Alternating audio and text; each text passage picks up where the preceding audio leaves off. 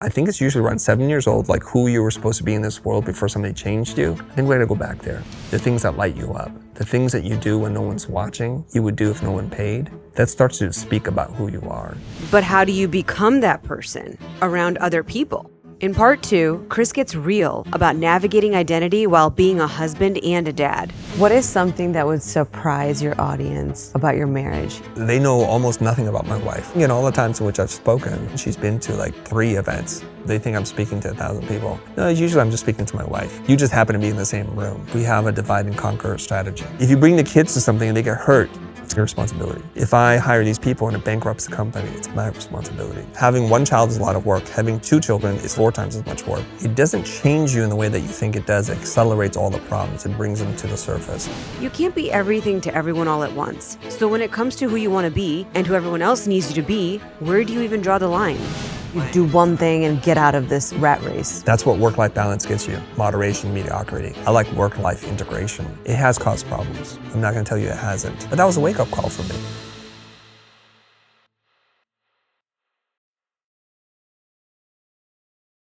What is something that would surprise your audience about your marriage? Given that you're so public, what would just surprise them about your dynamic? Well, they know almost nothing about my wife. Only the stories I tell. Yeah. And so sometimes my wife will listen to an episode every once in a while. Very rarely will she ever consume any of her content, and she'll be upset at me for something like, that's not what happened, and why would you say that? I'm like, babe, I'm just telling the truth the way I say it, and since I have the mic, I'm gonna say it my way. Yeah. Would you like to come on the show and clarify for people what it's really like to deal with this a-hole? You know? And she goes, no, I don't want to be on that. I think in all the times in which I've spoken, I think she's been to like 3 events. Oh, wow. Yeah. And it's a treat for me to have my wife there. Yeah. Because what happens is people think, you know, let's just say it's a room of 1,000 people. They think I'm speaking to 1,000 people. No, usually I'm just speaking to my wife. You just happen to be in the same room. And she's pretty funny because she's obviously very creative and bright, and she knows all my tricks, and she understands my weird sense of humor, and that's why I'm attracted to her. Like, we both have the same dark sense of humor. Sometimes I'll tell a joke and she'll be the loudest one laughing. I'm like, babe. Or I'll ask the audience a question. Yeah. She raises her hand. I'm like, babe, you can't do that. They're gonna think I told you the answer. That's She goes, but I have the answer. I'm like, I know, we live together. Yeah. Of course you would have the answer. Yeah. She goes, but you didn't tell me what the answer was. I want to participate. I'm like, we just can't do it. It just looks so bad. How do you think, are there ways that she grounds you? I think she pulls me to the sky, to the ether, and to the astral plane, and Oh, yeah. to the multiverse. You know what I mean? Expanding your mind beyond the 3D, yeah. okay? Yeah, yeah. So we have all kinds of chimes, bells, and all. Yeah. I don't know what just came in from China. What did we just order today? You know, so many trinkets. But I like that we're very opposite in so many different ways. Quite literally, the food we eat, she wants the super burning hot, like melt your face off. I'm like, no, cold is fine. She wants this kind of thing. I'll just eat quinoa and chicken. You know, I'm good. So we complement each other in so many different ways. And I think that's grounding in a way. Yeah. Does your wife today challenge you, or does she, well, I'm sure she challenges you. Oh, she challenges me in every way. Yeah. So in 2014, at 42 years old, a friend from school, Jose Caballé, he's like, Chris, let's make content together. And let's go on YouTube, man. I'm like, I don't want to do that. I'll run the cameras. I'll do the lighting. You're 42. At that point. At this point. Yeah, yeah. So I'm like, YouTube, that's for like kids. Yeah. And wannabes, right? Nobody of note is on YouTube. I promise you. It's like cat videos and weird stuff happening. He goes, no, we need to do this. So we do it, and I'm like super awkward and weird. All those videos are still up if people want to check them out. But I'm still kind of excited. But I can't watch the videos. It's so cringy for me to watch and see myself. So I would send them to my wife. And she's like, oh, I see you're exploring something new, and she wants to be supportive. So a couple of videos in, she says to me, honey, I love you.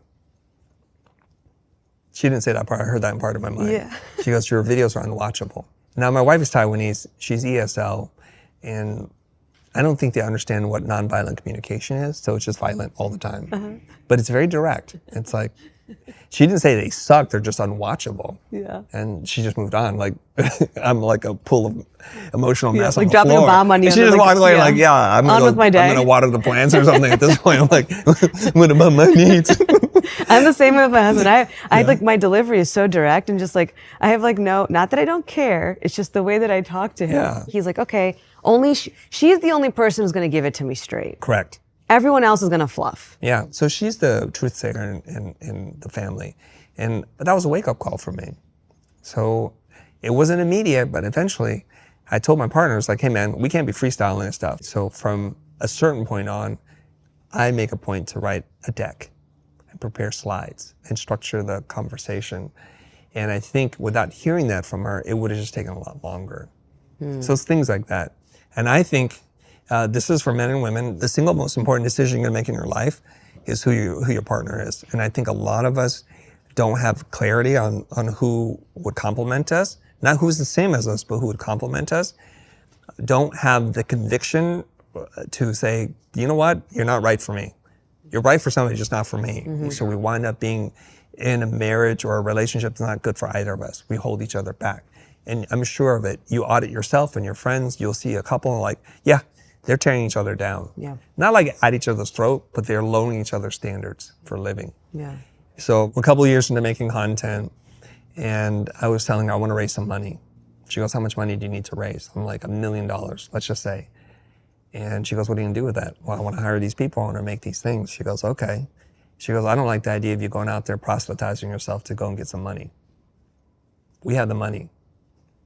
I'll move assets around, I'll sell our stock. You spend whatever you want and you do this. Your wife says this. My wife says this at the kitchen table very casually to me. She goes, I don't like you going like this to people and saying, invest in this company. Whatever you need, we can make happen. And I was like, damn, I made a good decision to marry this woman. Yeah. You know, because I don't think I need a lot of support, but knowing that it's there is very reassuring. And so to this day, she's like, you need that, you go do that. Not to everything, but to most things. But that is rare because in most dynamics, I see that one is fearful. Why do you need to do that? We have kids. Right. That's a risk. Right. Like, are you going to be serious about this, or are we going to be wasting money? You know, and just for her to just show up and be. Or the what ifs. What if this happens? What if that happens? That's incredible. What did your wife do, by the way? But she went to school for what? Design, just like me. Okay. So for a couple of years, we ran the company together. She was the superstar designer animator for our company, until I started to realize the two owners working deeply in our company will never get out of this. So I had to remove one of us, and since I needed to work, she got removed. So she is a stay-at-home mom, right? I don't use the term a stay-at-home mom. I just look at, I'm the CEO and she's the CHO, she's the chief home officer. So we kind of divide our life and our business that way. Right? I love that. So basically everything that has to do with the household, how we spend money, where it's invested, what is built, what is spent, that's what she's in charge of. And there's clear roles and duties, and I don't question things. So she constantly wants to ask me, is this okay? I'm like, I don't know, whatever you want. And then on the business side, I'd like that same level of autonomy and freedom. So if I'm firing someone, if I'm hiring somebody to invest in equipment, I'll tell her what's going on, but I'm not telling for approval, I'm telling for information. Right. And so I'll give you like one example. We were redoing our master bedroom, and there was a lot of money and architect involved. And she goes, I'm stressed, babe. I'm like, what's wrong? She goes, what if I choose the wrong material? I said, so you choose the wrong material. You just won't know. I'm like, do your due diligence, get samples, put them in the light, look at things like the way we know how to do stuff. And if it's wrong, tell them to rip it out and replace it. It's just money.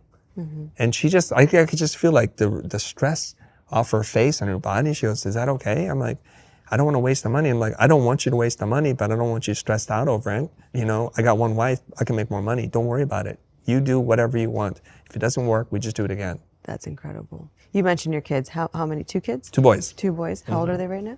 19 and 21. Oh, okay. All right. Very good. They're like not boys anymore. I sense and I've seen where people start to take less risks when they have kids.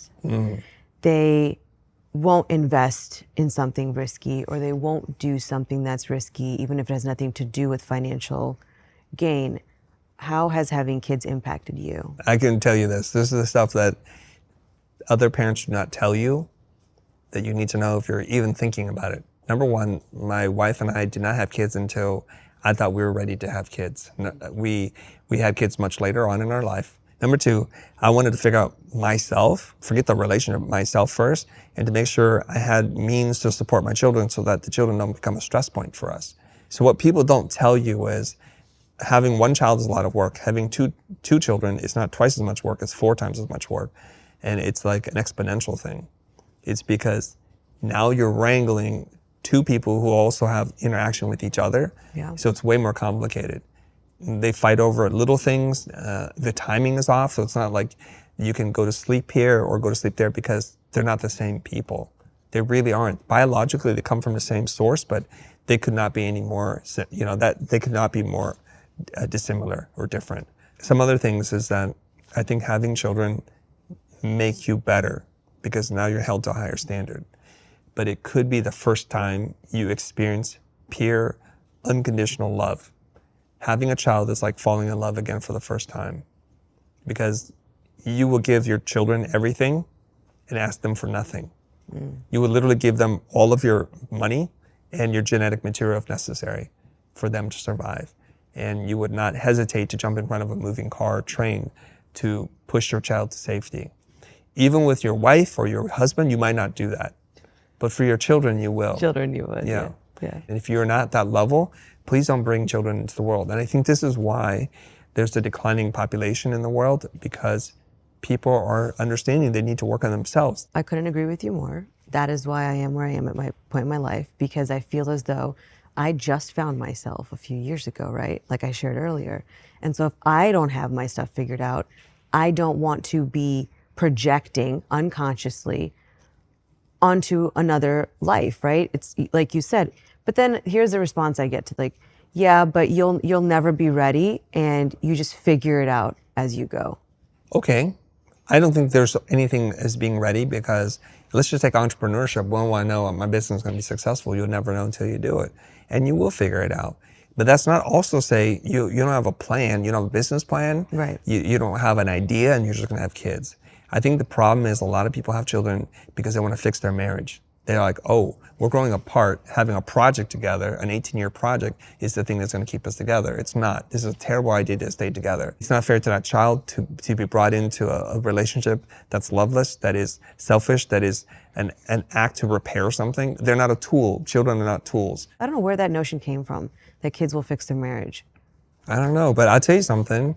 Anything that brings stress into your life, the economy, health conditions, the need of family members or children, it accelerates all the problems. It brings them to the surface. Yeah. So if you're, like say the man, and you're like, I'm going to step out on my wife, children comes in, the wife's busy, she's not interested in you right now, you'll step out faster. That's all that it will do. It will just accelerate all of your problems. You know how during COVID, they're like, oh man, COVID ruined a lot of businesses. It didn't. It just accelerated the timeline. So retail has been in trouble for a really long time. And COVID says, now we can't go there. They didn't have an online strategy. Mm-hmm. And the businesses that could quickly adopt to having an in-person and like an online experience, they did fine. And then some of them actually did better business. Do you go to therapy by any chance, or have you? I have, for a very short period of time. Did therapy ever affect how you parent? 1,000%. Can you share something? Yeah. So we went to, I hope she's still alive. I've lost contact with her. Her name's Joan Lightfoot. And when I went to see her, highly recommended from a friend, she's a family therapist. And I wanted to go because I was having a problem with my child. He skipped the terrible twos, and he was just acting up in ways I just couldn't handle anymore. My wife and my son would start to argue. He never argues because I don't argue. They get into something, they both explode, they both walk away, no one's willing to back off, so he can only respond the way he knows how in his level of emotional immaturity. And he would go to his room, he'd slam the door, and he'd be screaming, yelling for an hour. It's not an exaggeration. I go to my son, I check in on him, and he'll start yelling at me. He's like, get out of here, I don't love you, I've never loved you. And I close the door, I'm just checking in on you, boy. This is not the kind of cruelty I was expecting today, and I don't know what to say. I know he's a child. He doesn't even, the stress in the house is just through the roof. And so then I have flashbacks to my childhood. I was like, I'm going to give you the backhand right now. That's enough. I'll give you something to really cry about. That's the moment when I realized I'm going to be a bad father. And so I seek out the help of a family therapist, and we start talking. I'm like, oh, my son's doing this thing, and it's driving me crazy. She was telling me what you're feeling. It's like, I don't want to turn into like a dark version of my father. I just don't. I want to do that. I don't want my children to be scared of me like this. But it's driving me crazy. She goes, okay, here's something you need to know. Children feel safe when they know someone's in charge. When no one's in charge, they don't know what to do. So the fact that they're doing whatever they're doing means that they feel really unsafe right now. Okay. Children want attention. They prefer good attention, but they'll take bad attention. We're gonna solve this problem right now. I'm like, okay. It didn't make sense to me. You want bad attention? You want me to yell at you? You want all this discipline? They'll take anything. I didn't know this. Here's what she told me to do. Next time this happens, do exactly this. So sure enough, you can kind of set it on the watch. Within a week, something's gonna happen. I already know it. It's driving me crazy. Door slams, kids crying, wife leaves. Okay, it's classic. I'm going into the room. I knock on the door, open the door, walk in the room. Hey, buddy, I've come up here to check in on you. Don't worry, I'm gonna leave in a second. Just wanna make sure you're okay. Looks like you're okay. If you need to talk, I'm gonna be downstairs. I close the door and just leave. I'm like, there's no way this is gonna work. Right. What is this even about? I go downstairs. No more crying. 3 more seconds, the door opens very slowly. Pitter patter, walks downstairs, pretends like nothing has happened. Wow. And that's the last time that ever happened. Wow. And he was I 4. starved the attention. Yeah. And I gave him what he needed to hear. Somebody cares about him. It wasn't about ignoring him, but it wasn't about playing to the game in which he was going to be able to control us. And my wife, to this day, I'm like, babe, go ahead, kiss the feet. The master's home. I've done the work. Nothing. Yeah. Nothing. No appreciation, but it's cool. It's cool. Well, did she adopt this way too? No, because she's part of the problem. Well, she was a You understand? It doesn't require 2 people. That's the thing. So even if she... It doesn't matter what she does. I'm that good. I'm just kidding. Wow. If you know the tools and techniques. Yeah. Okay. Now, let's say you don't ever want to be a parent. Mm-hmm. You have no problems with children. If you run a business, same principle. Mm-hmm. Your employees want attention, good or bad. They feel not safe when they don't know who's in charge. Just think about those words. When you have a leader, a manager, a CEO, an entrepreneur, and they're like, I'm not sure what we're going to do tomorrow. They're working on their resumes right now. Wow. Think about that. They're goofing off. They're doing something because it doesn't feel safe right now. Right? And think about all the toxic, chaotic drama people in your office, the divas. They want attention. When things are going well, there's no attention, so they'll do something to make that attention. There's lots of little things, and so Joan told me little things like, for example, when you're outside, and I have a rule, and I know it sounds like I'm not being a good parent like this. When I go like this, the boys just run to me. That's all. They just need to know, come to me now. There's a problem. Mm-hmm. And so whenever we'd go out, you know how kids are a little crazy, they want to run in the parking lot? Yes. And there's incidents where I'm like, dude, that car cannot see you. They want to run where they shouldn't be running. Right, because they're at that level, unless somebody has a backup camera with sensors and they're paying attention, which most people aren't, they're on their phone, they're texting somebody, they're gonna run over. So Joan told me to do this. Show them your perspective. I scoop up one, I scoop the other, we stand up. I said, okay, so from down there, you cannot see this. But you see, I know that person's getting in the car, that person's leaving, this person has just turned on the car. From down here, you cannot see. So you're gonna have to trust that I have the perspective, literally, figuratively, of what's going on. Mm-hmm. Put them back down. They're like, okay, Dad. They got it. They know that they're safe because you're in control. So to this day, every time we do stuff, they're like, I'm with Dad. I'm in the ATV with Dad. I'm on whatever it is, I'm with Dad. Even though I'm sometimes less capable than my wife. Mm-hmm. It's just because my wife sometimes gives too much control to the kids. Speaking on priorities for a minute, what are your non-negotiables? So in terms of your life, and we can talk about when your kids were young or now, whatever applies. Say that, you're needed at work or at the office and something's going on and there's, something happened unexpected, but you have a date with your wife later and maybe you have to be at a trip the next day with your kids. What do you choose to prioritize, or what did you choose to prioritize, and how did you come to that decision? With the kids, we only have a few rules. The non-negotiables are there's no physical violence in this house. Period. Non-negotiable. We do not hurt people. Mm-hmm. If you want to have a heated conversation, you want to say nasty things to each other, we'll work on that, but do not lay hands on each other, period. Unacceptable. The other thing, too, that I said to them was really big for me is respect. Mm.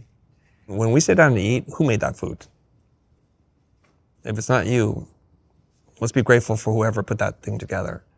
There's the things you see and there's things you don't see. Clearly mom made that. So my rule is if you don't want to do the work, you must say thank you. Every time we go out to eat, if you don't say thank you, you're paying for it before the food hits your mouth. And every once in a while they forget, well, we're taking it out of your bank or whatever. And they don't forget that. And I said, we don't lie to each other. Otherwise we're all good. There's basically only a handful of rules. I think parents get this all wrong. They give too many rules, so it feels like all rules are important. And when you break one rule and it's not important, you start to learn maybe none of the rules are important, so you break all the rules. And that was it. So that's with the kids. It's pretty straightforward. Let's talk about family now. I have this idea. It's a partnership with my wife and I. We have a divide and conquer strategy. And I needed her to think like that, otherwise it wasn't going to work for us. So there are things that she's going to do with the kids. PTA, Parent-Teacher Association meeting, going to the plays and doing all this stuff. As I don't expect her to show up at the office and when the clients are grilling us for something that we messed up on, for her to bear the brunt of that. We work together in unity as a partnership and complement one another. So I know that times they create a lot of problems for me because she's like, you should have prioritized this. I said, well, was this one of those important ones? Or is it, is anybody telling me? Because I got a lot of stuff I'm dealing with right now. And I think a lot of times we become so insular and so siloed in our own world that we think everything we do is super important. And this is a danger. There's a Jim Rohn quote, you are the average of the 5 people you spend the most time with. So if most of your life is around moms and children, you start to think like moms and children. And so everything is about the emotional well-being of the kids. That's because someone else had to deal with the other stuff, which is how are we sustaining ourselves right now, right? So when things fall apart, you'll want that, but because you don't see it. It's like I don't sit there at work and dwell about how my wife's not there to contribute to the creative output and dealing with the finances of the company like this. I don't unfairly do that. So it has caused problems. I'm not going to tell you it hasn't. Well, no, that's interesting because I think even couples who don't have kids are like, I'm here, I'm doing all of this, like I'm picking up after you, you just get up and you go to work and I have to deal with this and I have to deal with that and I deal with the dogs and I have to, I work from home. So it's like, I have to do this and it's like, you don't do anything, you get to leave. Right. So from my point of view, or maybe from her point of view, it's like, you get to leave all of this every day. And the mess that occurs in the middle of it, I handle it by myself. Yep. And then you just come in and like get to enjoy the perks of a family. I'm playing devil's advocate right now, right? Yeah. I can only imagine how it feels when kids are involved. I mean, I have 2 dogs and I feel it sometimes. But I think it's because we view the kids as our. Does that make sense? Like I think the mom's views like this is not an office, this is not a business, these are not employees. This is like, well, we made the kids together. Yeah. What do you say to that? Okay, is it our money? Yes. Did we make the money together? Yes. We did? So where were you in the office and grinding away and working to 4 a.m? Well, because for you to be in the office, someone had to be at home. So like my husband, he didn't get to where he was without me in the picture. He might say something different. I don't know. He's here. Maybe we should. No, that's fine. Keep going. It's more of like when you were there struggling, having your freakouts in the middle of the living room floor because things weren't going your way in your business, and I was there holding your hand, supporting you in ways, every way that I could. And in every marriage and every relationship, that's different. In ours, it was financial and it was emotional support the whole way. I didn't physically go in the office. No, I'm not in the finance industry. However, I was there the whole time. You're looking at him. Don't worry.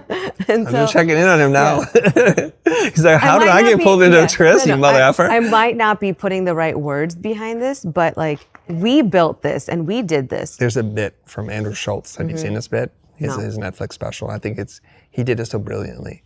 He goes, like my wife and I, we're about to have our first child. He goes, wait, we're not going to have the child. She's going to have it because, I did my one part and she has to deal with the rest. Yeah. And he goes, I hate guys. Like, we are about to have a baby. We've gone through so much. We're about to give birth. I'm like, shut up, stupid. Right? And all the women are cheering. Like, or we're pregnant. Yeah, we're pregnant. Yeah. We're not pregnant. I got nothing in me and I'm not carrying anything, right? I'm not having morning sickness. Right. My hormones are not through the roof, right? And so I thought, yes. And the men are like laughing and the women are cheering, like, shut up, you stupid bastards. This inclusive language. We're not doing nothing. 100% is your wife doing it. You were there for one moment. He goes, yeah. So I'm out here and My wife's like, I'm glad we're so successful. And he goes, oh, we're successful? Like, you're on the stage, you're writing the jokes, so it goes both ways. Yeah. It goes both ways, okay? does. So he's like, let's just break that down. Now he's having a little bit of fun. And then now all the boys are laughing and cheering. He goes, we? You know, and his delivery is perfect on this. Okay.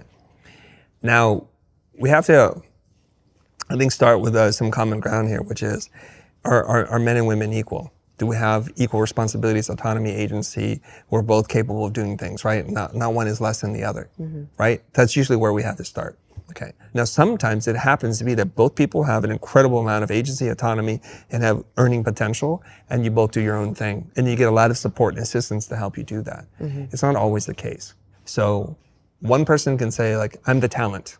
I'll make the money. Perfect. I will support that. Doesn't matter if you're a man or woman. It doesn't matter, because you're just better at making money than I am, or you're just more beautiful, or you're more persuasive, or you're more well-read, articulate, whatever it is. Especially in Hollywood, it's the women who have the earning potential, whether it be actress, singer, or something like that.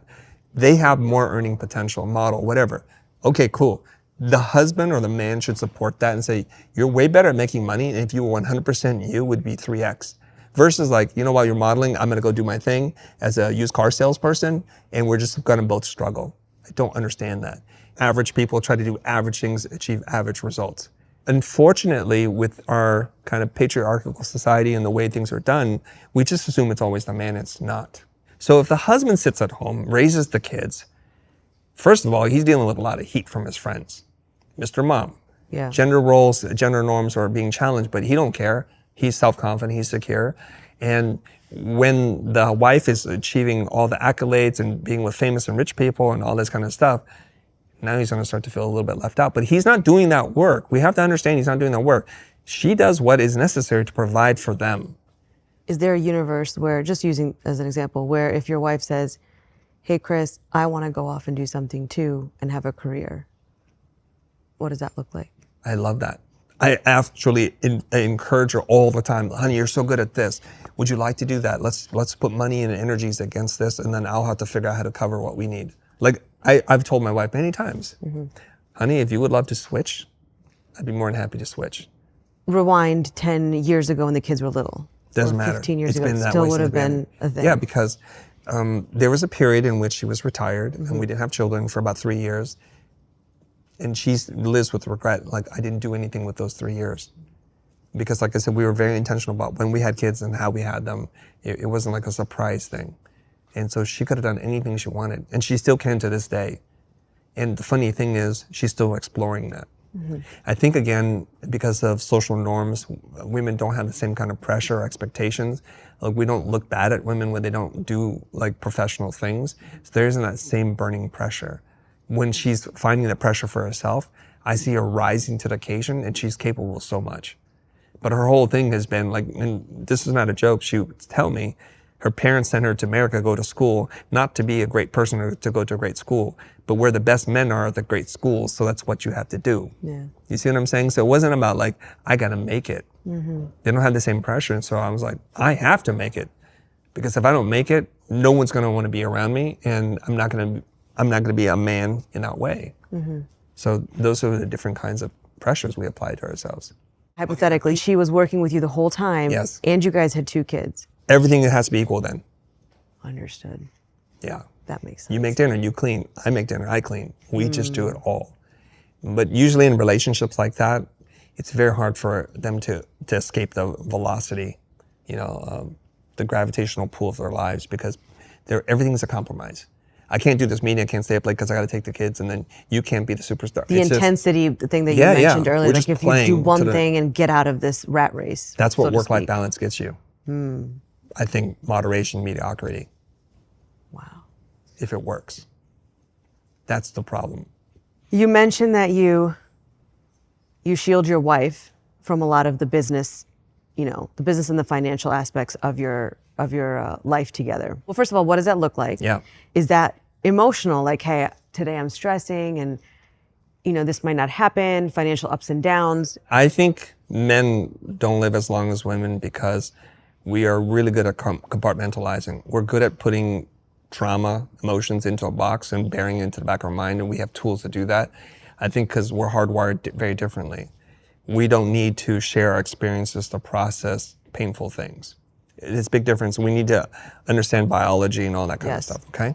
So I'm experiencing all kinds of stuff at the office, none of which I feel necessary to tell my wife. I do a really good job of shielding you from this stuff so that I don't bring the stress home.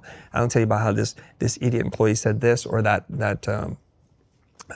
my senior management team was like insubordinate or this person did that and the client's dropping a bomb on our face and was in our fault. I don't bring that to you. Mm-hmm. Or like when it's 4 o'clock in the morning, I'm trying to figure out the pitch. We don't win, how heartbreaking that is. Mm-hmm. Because it's not my responsibility to bring that to you. My responsibility is to provide security, financial, physical security, and to do what I can when it overlaps, right? And my wife's relationship in all this is to optimize for me to go and earn so that I can do the parts that I'm supposed to do for this family. But when I come home, she's like, what happened today? Okay, I'm gonna tell you. And then what happens is she starts to relive the experiences, which I'm trying to like detox from. So she's getting amped up in energy.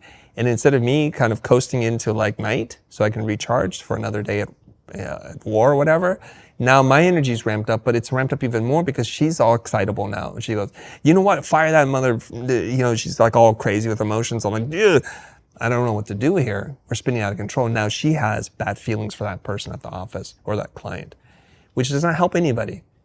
Because I gotta go to sleep and I can hear her kind of wrestling around like she's not gonna be able to sleep now because she has no way to, where does she put this? Okay? And so over time I said, I can't tell you these things. My process is to let it just escape me through some form of self-meditation. I'll sit there and look at the TV and it looks like I'm not doing anything. I prefer no one talk to me right now because it's all kind of like disappearing. I need this. And then when you interrupt the flow, I just can't get back to it. And it's not an easy thing to do. I don't even know if it's about shielding, it's about self-preservation. I don't want to even sound like I'm some courageous hero, warrior to go out there, like I'll take all the bites, don't worry. It's just, but if I tell you it, you'll get ramped up, I'll get ramped up, and nobody's good. And then it's going to influence how you treat people, which is going to even create a bigger problem. Because I can compartmentalize. I think from my understanding, women operate very differently. A lot of women are verbal processors. They need to tell you things to think. Yeah. And they think connection is through sharing, and there's no advice, no judgment. We just share. So we're just processing, interpreting the world very differently. Do you expect her to shield you from what happened at home with the kids? So if we're going to say that whoever stays at home has to share in the burdens of the office, then the person at the office has to share all the burdens at home. I see. That's equal and fair. Got it. But I don't think anybody wants to be pulled into that world because it's ugly. We should be pretty good at solving our own problems, balancing, managing them. So when we come together, we're a force. And so every time I come home and she's like, I'll talk to the plumber, this is the price. I'm like, babe, whatever you want to do. I don't want to be any part of the decision-making process because later on you're going to say, but you said it was okay. I'm like, I only had 10% of the information. Mm-hmm. I'm sorting out the things at the office. As if I said, should we go with option A or B? And you said option B. And I said, we lost a job. It was your fault. You said go with B and it should have been A. She's like, well, I didn't know the context.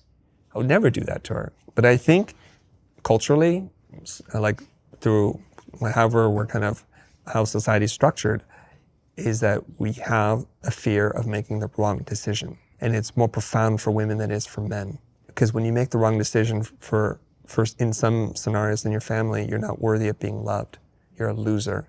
All kinds of labels. So it's very painful to make the wrong decision. In my own upbringing, in my own family culture, it's like, I don't even look at it as the wrong decision. I made a decision that didn't work. I'll make a new decision tomorrow. And so there's this sharing of the burden of the decision in case I was wrong. I'm not going to feel horrible. I can blame you too. We're part of it. We did this together. Like we invested in this thing. I'm like, babe, I don't know what we're doing. So when you're like, and she would often ask me, I'm going to sell this stock. I'm going to buy this thing. I'm like, I don't know. All I say is please be very careful because it's not actually easy to come up with that. So if we make bad decisions, she goes, you're saying it's my fault. It is. It's your responsibility. Mm-hmm. If you bring the kids to something and they get hurt, it's kind of your responsibility. Mm-hmm. If I hire these people and it bankrupts the company, it's my responsibility. Yeah. That's the general problem. Like, and it's a conflict. There'll be a conflict for as old as time because we're so biologically different that I don't feel like I want to share and relive these things, but you feel disconnected because I don't share. Yes. Okay. I know this. Yeah. I've been married long enough. One of the, and I have shared this on the show before, so we started going to couples therapy this year. No major problem, simply this, communication, okay? Learning how to effectively communicate with one another. And one of my things was I share, but I don't know what's going on in his head some of the times. But it turned out to be a problem because he felt like he couldn't communicate with me. Does that make sense? Like so there's this funny joke between us where I'm like, what are you thinking? What are you thinking about right now? I say it like 5 times a day sometimes, and I know that. And he'll be like, nothing, But then come to understand later when there's an argument that happens and then, 10 other things come up. Then why didn't you say something? Why didn't you bring it up? And, why didn't you do this? I think women, it's like we need to know. Okay. I don't know why, but you're right. That's how we process things.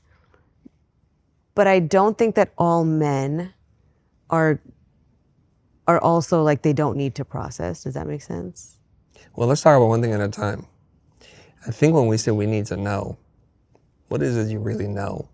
And does knowing lead to understanding and decision making? That's the problem. Well, if I can understand that he's having a very difficult day at work and he's trying to shield me from it, but I don't know, and he's walking in and here I am like telling him all my stuff, maybe I could... Let's take it one step at a time. He's had a bad day at work. He comes home. What do you want to provide to him by knowing what he's gone through? Because now how I approach our interaction could be helpful so that I'm not adding on stress. I know how to act. Maybe I make him tea. Maybe I do something. Maybe I say, let's go out to dinner today. Okay. You know what I mean? Like Yeah. I can be there for him Okay. as opposed to being like, oh my God, you won't believe what happened to me today. And Okay, well, let's pause. If you meet him in a neutral place and don't add problems, is he going to have a problem? no. He'll be fine. He'll I don't- process I his don't know. problems. I don't- He'll be I fine. don't know. Let's pretend like you could do that and Okay. you brought no new problems. Okay. Neutrally, right? Yeah. So I say if he comes home and he brings a problem to you, he's not done his job. How do you respond to that? If he's sharing what's going on and venting, so to speak, to me as a woman, he's sharing and I should hold space for him. So sharing is fine, but if he brings a problem, he brings tude to you, like attitude. Yes. And he's like, oh my God. Yes. Now you're like dealing with the toxic energy he's bringing. I'm dealing with a toddler now, not a man. Okay. Yeah. Well, labels. Yeah. But he's brought problems to you that you didn't, well, I didn't sign up for this. Right. Handle your business. Right? Do you want to be that person to catch that? No, I don't want it. I don't want it either. And I'll tell you something. I talked to Joan. I said, Joan, this must be horrible for you. She goes, what do you mean? I said, all people do is dump their problems on you. Sometimes of infidelity, dishonesty, cruelty, and you just have to deal with it. She goes, it is very toxic, Chris. That's why I can only see 3 clients and I can only have 2 days at work. That's her job. Because sometimes I don't feel fair to my husband and my children because I can only process so much. So she's a professional problem catcher, listener. Would you like that? No. I wouldn't like that either. So let's say the preferred relationship, he comes home, he handles his business, so none of this bleeds over. You cross that threshold, you come through the door, you're my husband. Are we good with that? Yeah. Number 2, you're saying if your cup is spilling over, I need a signal from you so I know how to help. But that's probably all you need. Saying like, I'm going through some tough stuff at the office. I've had a problem employee. I just need you to know I'm not going to be at 100 today. Yeah. Then you can choose however you want to respond. Yeah. Right? So when he comes home and you start bringing problems, you're doing what he's doing. You're not just blowing steam. Let's just go with the basic. Okay, he comes home, you're like, oh my God, you won't believe it, blah, blah, blah. You're blowing off steam, right? And he's like, I didn't sign up for this. I don't want to be your wall for you to blow off steam, right? If you bring it one level higher, now I have a problem, I have attitude. Yeah. So when we look at it from the other perspective, it becomes really clear. So when we do it, we're like, oh, fudge, that's what I'm doing. I don't want to do that. I don't want to go home and walk into problems.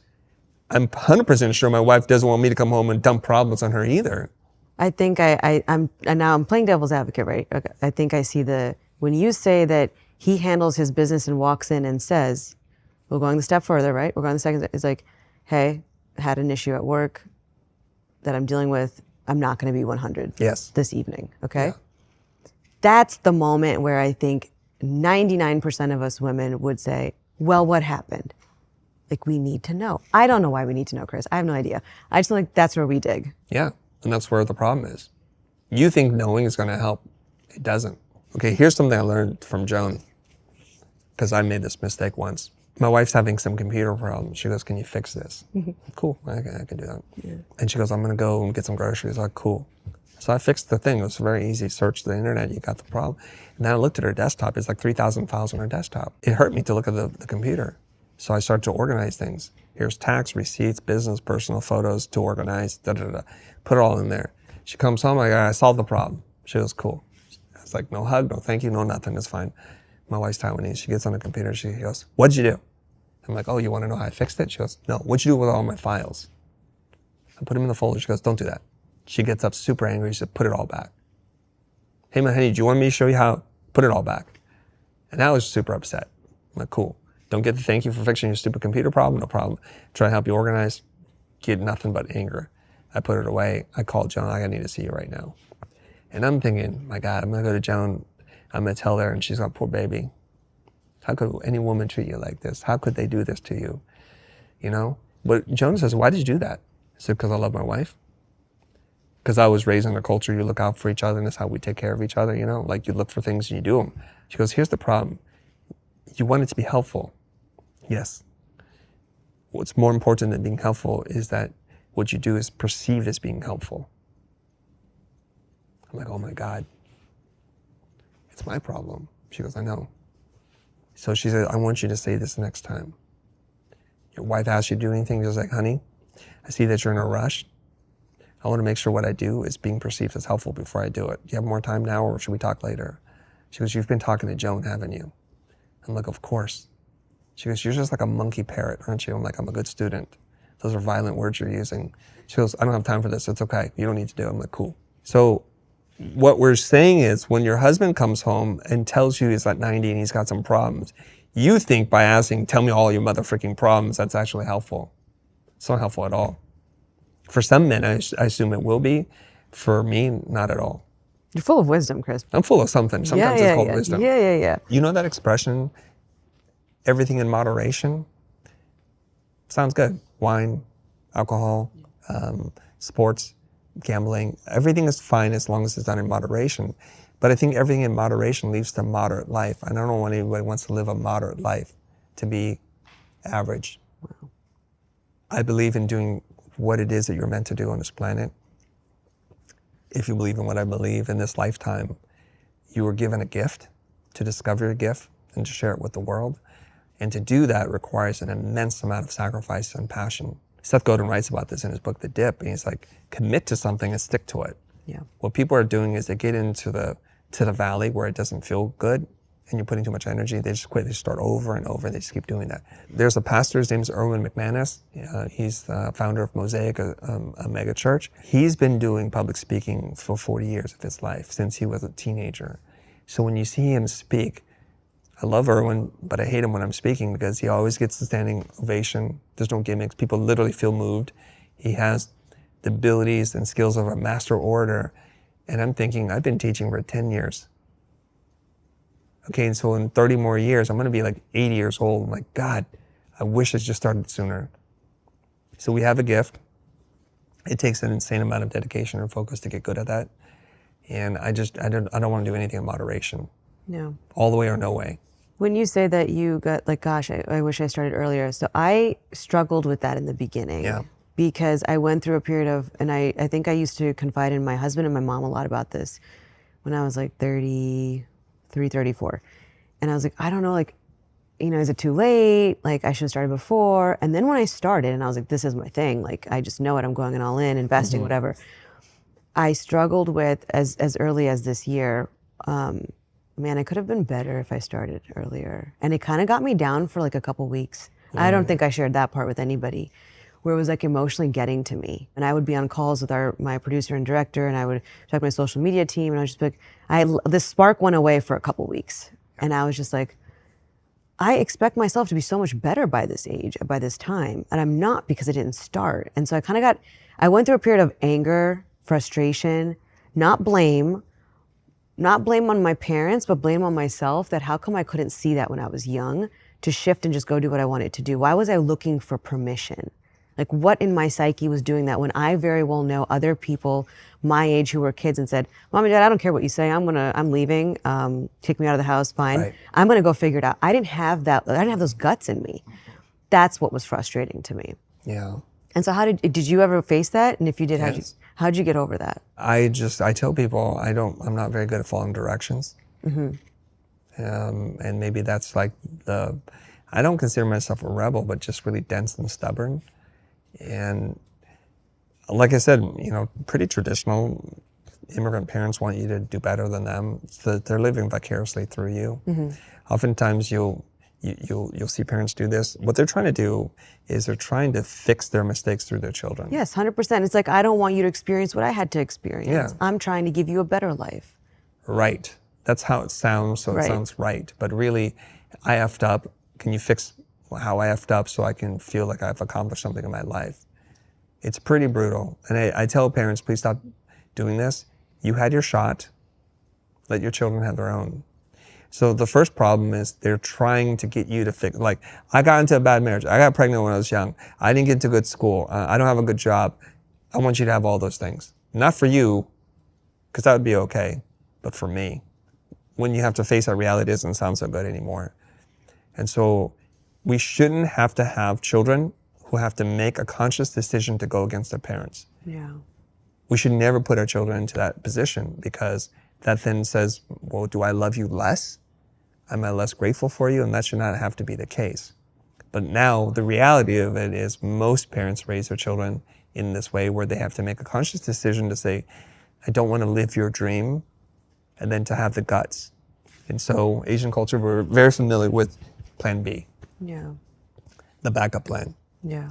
Plan A is you do what I want. And when there's no time and energy left for you, you can pursue this thing called art or public speaking or whatever it is you want to pursue. That's exactly what they used to say to me. I remember he's like, well, that's not going to get your bills paid, and that's not Right. going to do this. And because I always used to say I wanted to be something with TV, but I didn't know what. Even as a child, there's like home videos of me dancing and running around, like always camera. The clues are there. The clues were, but I know now, like in my 30s, I didn't even know in my 20s, like, but now I look course. back, I'm like, the clues were always there. Always there. How did they not pick up on this? How did I not pick up on this? Why did I think that I don't know what to do? So I guess, yeah. Because when my dad like put me in a corner at one point, and he's just like, well, I'm not going to pay. Like, you're going to have to leave the house now if you're not going to go to law school. Like, we're Right. done. Like kind of he's like, what is it that you want to do anyway? And it's like, well, wow. I mean, I worked in the family business when I wasn't at school. After school, I was not playing with kids. I was trying to study, and like, there was a standard. I didn't have they didn't even let me explore. Do you know what I'm saying? Like, I know exactly what you're saying. and so it's like, I don't even know, but the clues were there. The clues are there. So your job as a parent is to be looking for the clues, to encourage your children to try many things, and do not punish them when they change their mind. Yeah, and don't make them feel like they're not lovable if they don't follow Yes. what you want them to do. And don't use your money. Don't withhold money and love as a Yes. means of control. Yeah. Your children will resent you for it, and they're looking for it for when you die. Yep. If that's a relation you want to have, please keep doing that. I eventually got us into a good place where we're living in affluent neighborhoods, and I see the parents and the parents of those people, how they use money control. Nobody loves each other. All the siblings hate each other. They're just waiting for people to die so they can get their money. Yeah. And it's a constant power struggle. They're all near to do wells. They've done nothing in their own lives. They're just hanging on because that's what you taught them. That's what you taught them. Right? Yeah. And I know when I was a younger parent, I thought, man, I'll be a failure as a parent if my kids don't have their own thing. They're out of the house and they're like independent, autonomous, like people with agency to do their own thing. As both my children get a little bit older, in the 13 and 14, their teen years, I was thinking, no, I want my children around with me all the time. I love them so much. I don't really care what they do. So we would have very frank conversations. Whatever life you create for yourself, that's the life you get to live. You'll always be welcome here. There's nothing I wouldn't do for you, but the life that you create will be your life. If you do things that pay well, you'll be able to use that money. If you do things that don't, you'll be able not to use that money, but that's your life. I got my shot. I don't really care if you want to be a social worker, if you want to have a job, no job, whatever you do, you'll take responsibility for that and take radical ownership, and I'm good. Yeah. I'm totally good, right? And so they're both doing whatever it is they're supposed to be doing. I've lived my life, Yeah. still living it, and I want them to live their life. And that's the greatest gift I can give to them, which is to say, whoever you're supposed to be in this world, I hope you found it. Yeah. That's it. What is your opinion on traditional education? It's not very good because it's not centered around children. Right. Most schools are glorified daycare centers. Parents have to work. They send their children somewhere to try to get education. But if you ask children, what did you learn? There's very little that they'll be able to tell you that they've learned, even at good schools, because it's just managing time. When my son was homeschooled for a year and a half, he did all his homework. It was like an online school in an hour and a half. Because most of school is about ramping up, ramping down, managing energy, social interactions, all this kind of stuff. There's too many distractions. And then what he learned on the road with me, I remember one time we were talking in the car. We were talking about something, I can't remember what it was. And I said, what's the biggest thing you've learned so far? He would say something. I said, how does that compare to your education in school, which he's been in private school all his life? He goes, I can't compare. I said, well, help me understand something. When would you learn something like that in school? He's like, never. So in the couple of weeks in which we spent together, how does that compare to the last year you were in school?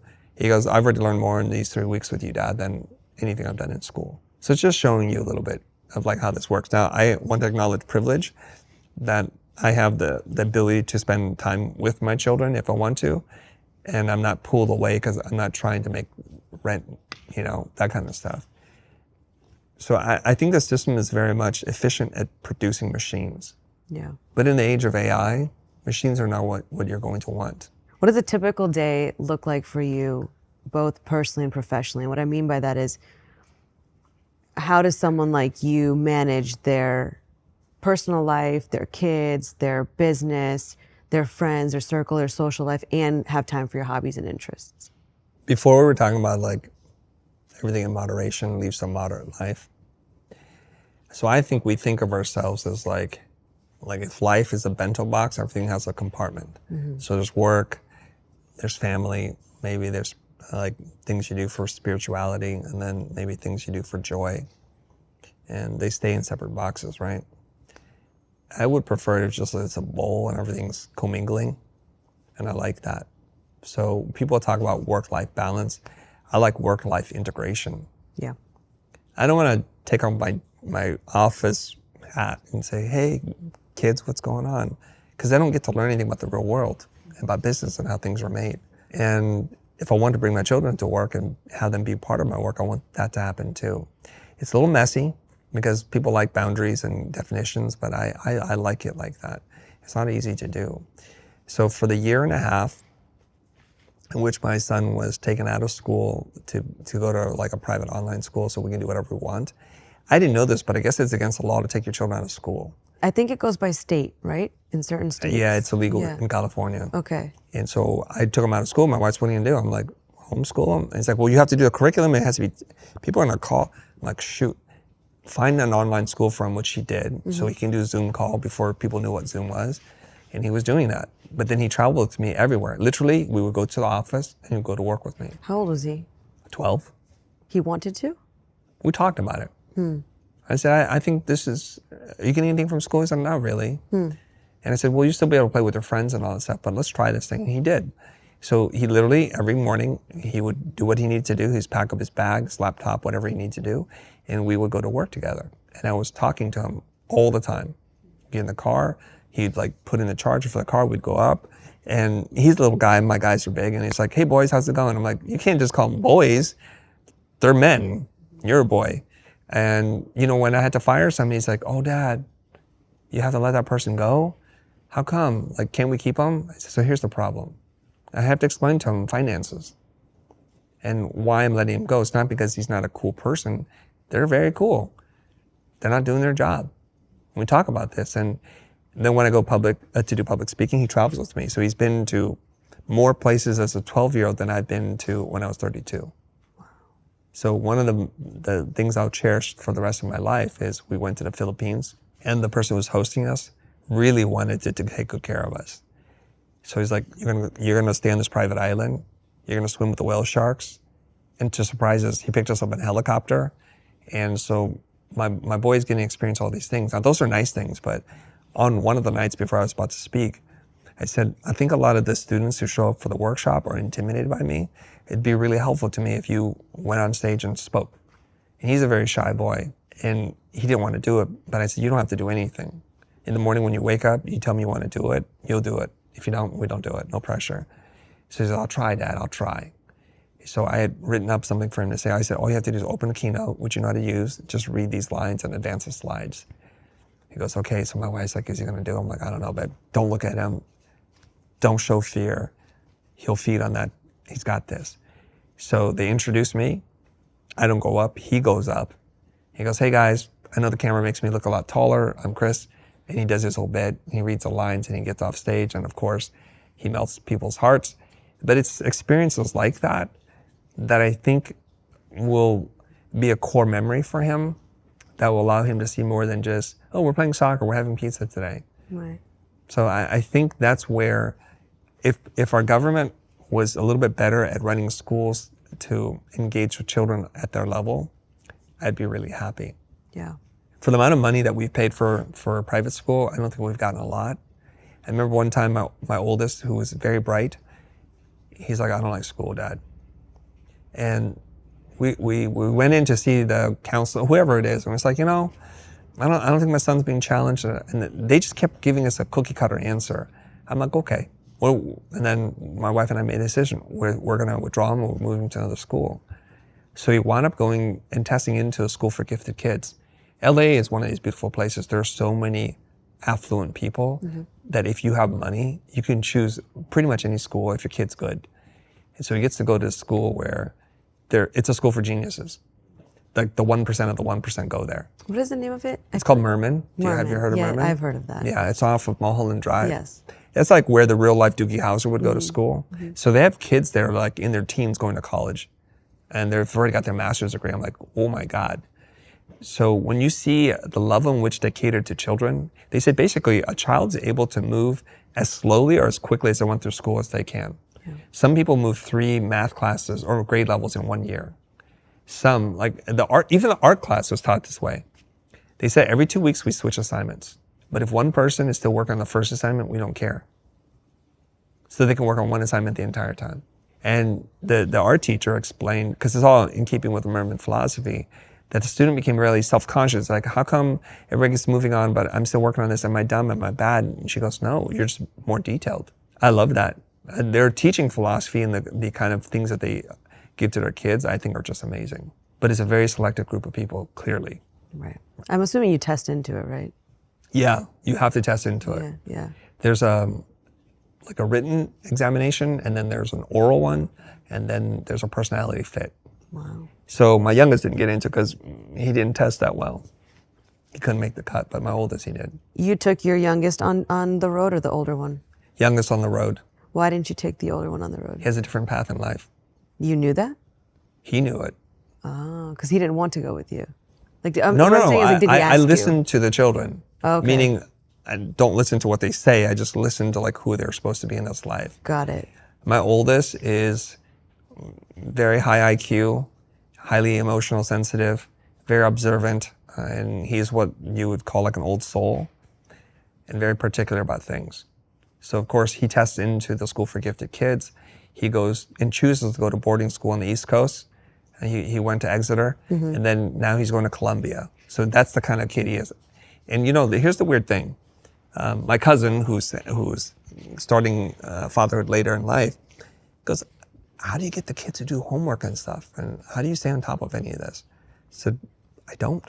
I've never checked their report card, ever. I've never done the homework with them. I don't even ask them about homework. I say, you doing okay? And they're like, okay. If you want to do well in school, that's on you. If you don't, that's okay too. You don't want to be in school, we'll take you out. You want to cut class? No problem. Whatever you want to do, we'll do. So you never made it a pressure for them? Pressure is the second stage. I didn't even tell them what to do. Yeah. There was no goal, so there's no pressure to achieve any goal. I just want to make sure they're good. So when my son's like, I'm bored, what do you want to do? Better school, great. My other son's, I'm bored, homeschool, homeschool. So like I said, they share the DNA, but they're two very different people. So one is very academically driven. Now he's talking about getting some master's degree. He's about to graduate next year. And my youngest is still living at home. He goes to art school and he's becoming his own artist. And he's been an entrepreneur since he was like 14 years old. Wow. He has over $100,000 in his bank account. I'm like, how did you even get this? He goes, I just made stuff for people online. I'm like, really? Okay. So they just do whatever they want. Like I keep saying this, and I'm trying to give it lip service. I'm living my life. They're living their life. Yeah, you're not trying to micromanage or control them or make them someone you want them to be. Yeah, the farthest version of that Yeah. away from that is what I'm trying to do. Right. They don't fully understand it. I have to warn parents. They do not understand this, right? But they will when they're older. They already do now. Yeah, they're going to see They didn't that. understand it when they're right, kids. when it was happening, right. Yeah, but then later on, my oldest, who we had some challenges with, he said, oh, Dad, I just so appreciate that you just let us do whatever we want. He said this publicly. He's written about it. And when he was in high school, he was editing my book for me. Wow. He's like, Dad, give me your book, I'll edit it. And he just fixed everything. You know, because I went to public school and I studied art. What do I know about words? What is something that you're still learning about yourself today, even after all your success? Well, I don't think this is unique to me, but I think it's one thing to say something, it's another thing to do it. It's the syndrome of the shoemaker's kids have no shoes. You talk a talk, and then sometimes you gotta, as my friend Blair says, eat your own dog food. So the thing I have to keep discovering about myself is I tell people, you're struggling, you need to focus, one product, one idea, go all in, super niched. And here I am talking about lots of different things. I'm like, oh God, I'm not eating my own dog food right now. So it creates a lot of problems. So I have to kind of figure out if I want to be more successful, create greater impact, do I have to do that? And maybe I have to. Are you fulfilled right now? 1000%. There's nothing more you would want to do? Or do you think your measuring stick for fulfillment, do you see that changing in the future? I think I'm doing exactly what I'm supposed to be doing in the time in which I'm supposed to be doing it. I'd just like to do it at a bigger scale. Do you want to just hit the 1 billion mark? The 1 billion mark is an arbitrary metric. The path to the billion is much more interesting to me. Yeah. I think that in and of itself is fulfillment. When you know you're doing what you're supposed to be doing, you're like, wow, curiosity. How is this journey gonna you're gonna get there, but it's like, what is this gonna feel like getting there? Every morning you get to wake up and ask yourself that question and try and find a new answer to that. Yeah. Yeah. So the best time ever was when my 2 boys and my wife, and this is, I think only happened one time, if I can recall.